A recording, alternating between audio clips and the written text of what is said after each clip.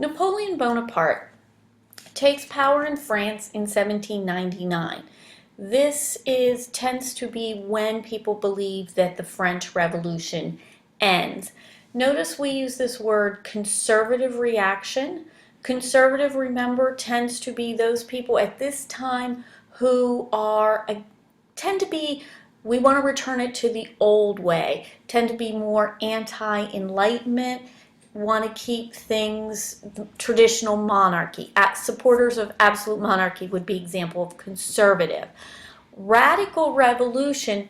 This revolution, a lot of people felt the French Revolution went too far, giving too many rights to people and things. So Napoleon Bonaparte comes in, and we're going to look at how he affects France and Europe in turn.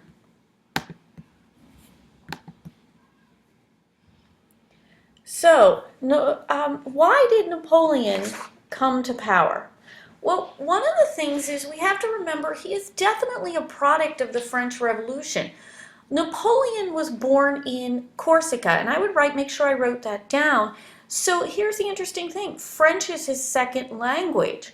Where before the revolution, a lot of your military would come from being born into classes that would serve the military, he's able to, because of the end of this social class system in France, he's able to move because of his merits. Merits means he actually earned what he got. He didn't get it there because his father was a general. He will join, and I know you can't see this word, you have it on your notes. He will have victories in Egypt, Italy, and will restore power to Paris. He will join a coup d'etat. One of the words, a coup d'etat, is a quick takeover of power. We see them a lot in the modern times, where you'll have one government replaced very quickly by another government, and that's what Napoleon did. Napoleon has a coup d'etat of the government called the Directory. After the Reign of Terror, where you had the Committee of Public Safety, a 5-man council was chosen to rule. And what they did is they were not probably the most able of rulers. And what they did is they actually used Napoleon to come and help them, and he helps put down revolts, especially he restores order to Paris.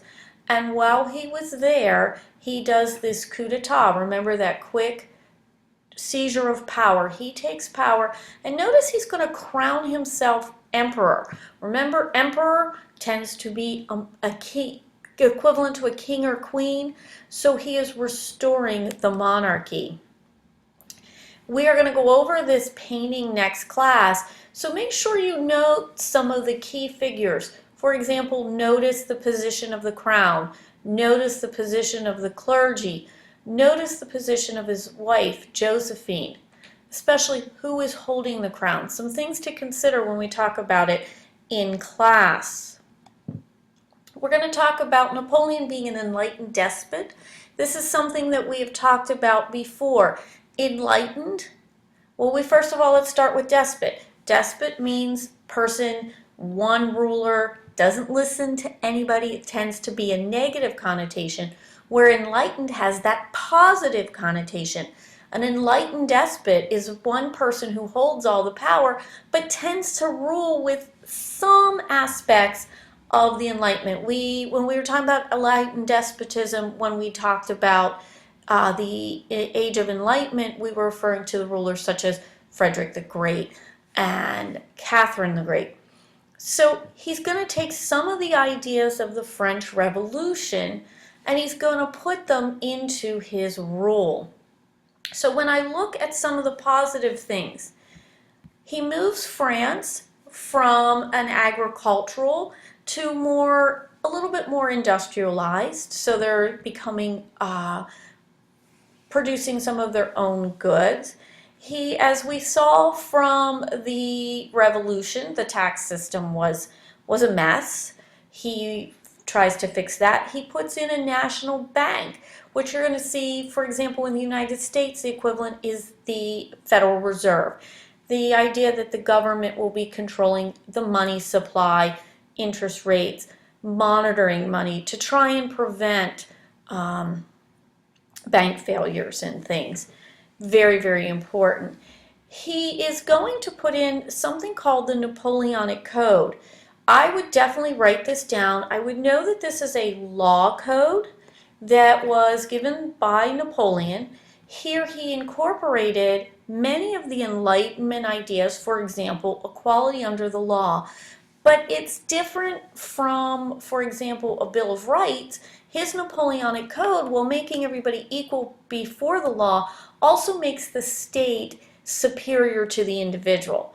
But for what was there before with no protection of rights, no equality, this is a major development by Napoleon. And one of the things that you're going to find is as Napoleon loses power, people in the countryside, other countries that he captured, are going to be wanting to keep this code even though they don't want France.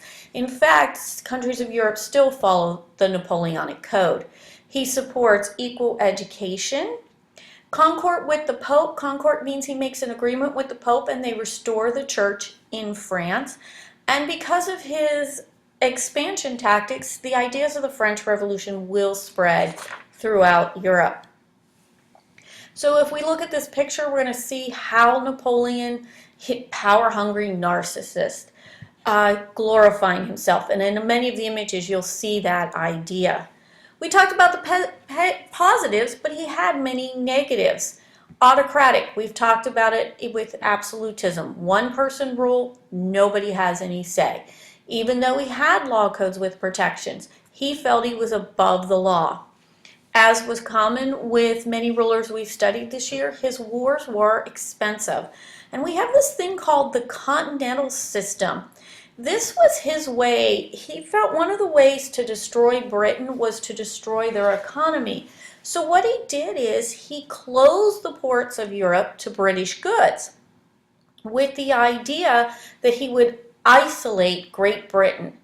Instead, he ends up destroying most of Europe. It hurts Europe's economy. And one of the interesting things, side bits about this is, for example, he had to illegally import the coats for his army because he was purchasing them from Britain. So that was not a good system.